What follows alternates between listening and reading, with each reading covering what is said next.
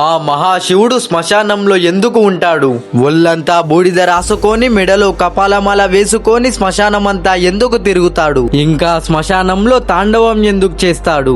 ఇదే సందేహం పార్వతీదేవికి వచ్చి కైలాసం నుంచి శ్మశానానికి బయలుదేరుతుంది. శ్మశానంలో తాండవం చేస్తున్న శివుడి దగ్గరికి వచ్చి, స్వామి, పవిత్రమైన కైలాసం ఉండగా, ఇంత ఐశ్వర్యం ఉండగా, చింతామణి గృహ ఉండగా ఎందుకు మీరు ఈ శ్మశానంలో ఉంటారు అని అడుగుతుంది. ఆ మహాశివుడు చిరునవ్వుతో, పార్వతి, ఈ మనుషులు బ్రతుకున్నంత కాలం అక్కడికెళ్దాం ఇక్కడికెళ్దాం అని వెళ్తారు తప్ప సరదాగా శ్మశానానికి వెళ్ళొద్దామని ఎవరు రారు పార్వతి. జీవుడు పుట్టాక పసిబిడ్డ అంటారు, ఎదియాక కొడక అంటారు, భార్య భర్త అంటది, పిల్లలు నాన్న అంటారు, కోడలు మామ అంటది, మన్వళ్ళు మన్వరాలు తాత అంటారు. అన్ని బంధాలను తెంచుకొని ఊపిరాగిపోయాక శవం అంటారు. ఆ శవాన్ని పాడ మీద పండబెట్టి మీద తెల్లబట్ట కప్పి తీసుకొచ్చి కట్టెల మీద పండబెట్టి కాలుస్తుంటే జీవుడన్నవాడు లేచి నిలబడితే బుర్ర పగిలాక కొడుకుతో సహా అందరూ ఇంటి దారిన వెళితే, అయ్యో చుట్టూ ఉగ్రభూతాలు, నా అన్నవాడు నా కోసం ఒక్కడు కూడా లేడు,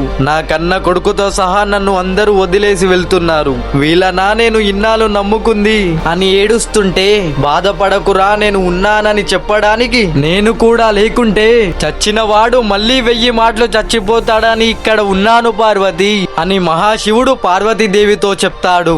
ఈ వీడియో మీకు నచ్చితే ఈ వీడియోని సబ్స్క్రైబ్ చేయండి, లైక్ చేయండి, షేర్ చేయండి.